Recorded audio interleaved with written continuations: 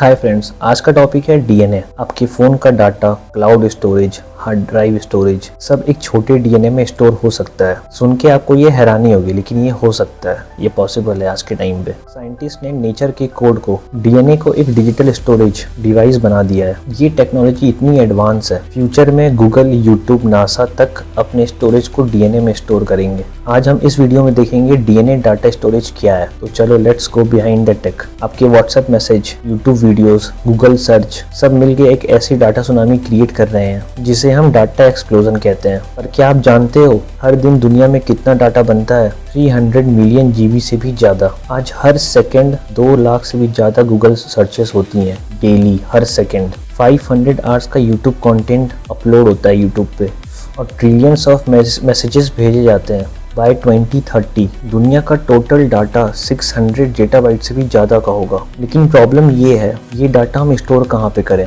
Data centres छोटी cities जितना power consume करती हैं। फेसबुक और गूगल के डाटा फॉर्म्स इतना हीट प्रोड्यूस करते हैं कि उनकी cooling system, millions of space और एनर्जी दोनों खत्म हो जाएंगे। DNA nature's original storage system. DNA एक मॉलिक्यूल जिसमें हर लिविंग बीइंग का इंफॉर्मेशन लिखा होता है। तुम्हारा फेस स्ट्रक्चर, हमारा फेस का कलर और बिहेवियर सब डीएनए के 4 लेटर्स में स्टोर्ड है, ATCG। अब सोचो, ये 4 लेटर्स में पूरी लाइफ का कोड लिखा जा सकता है। तो क्या डिजिटल कोड लिखना मुश्किल है? डीएनए स्टोरेज एक नेचुरल प्रूफ है कि डाटा को कॉम्पैक्ट और लॉन्ग लास्टिंग फॉर्म में स्टोर करना पॉसिबल है। एग्जाम्पल मैं आपको देता हूँ। साइंटिस्ट ने 2023 में एक मैमोथ का डीएनए डिकोड किया जो 10,000 साल पुराना था, और डाटा को हम तब भी रीड कर पा रहे थे। मैं आपको बताता हूँ कि साइंटिस्ट डाटा को डीएनए में रीड या राइट कैसे करते हैं। डाटा इनकोडिंग, डिजिटल डाटा को बाइनरी 0 और 1 में बदला जाता है और फिर उन्हें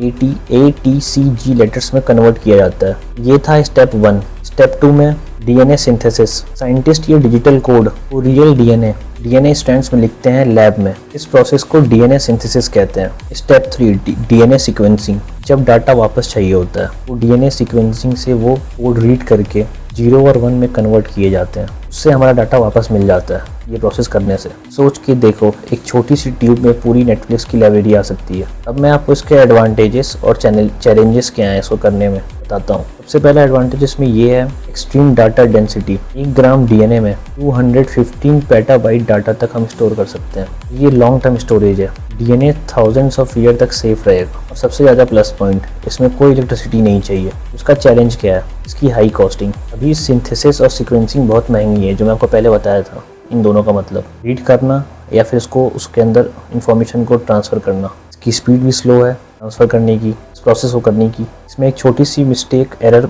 हो जाती है, फाइल करप्ट हो सकता है इससे। डीएनए स्ट्रैंड्स में छोटी सी भी गलती डाटा को करप्ट कर सकती है। डीएनए स्टोरेज अभी एक एक्सपेरिमेंटल स्टेज में है, लेकिन फ्यूचर में ये वर्ल्ड का सबसे ज़्यादा पावरफुल स्टोरेज सिस्टम होगा।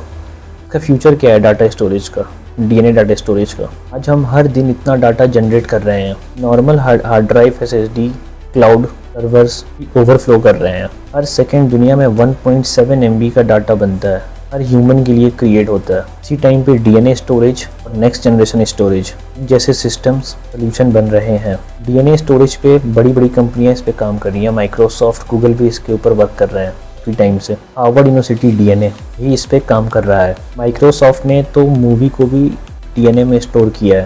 स्टोर करने के बाद उसको वापस से रीड भी किया है। हार्वर्ड ने एक पूरी बुक डीएनए सीक्वेंस में लिख दी। फ्यूचर में डाटा सेंटर नहीं, डाटा ड्रॉप होगा। छोटी सी विसल इसमें सर्वर्स स्टोर होंगे, पार्टिकल्स में डाटा।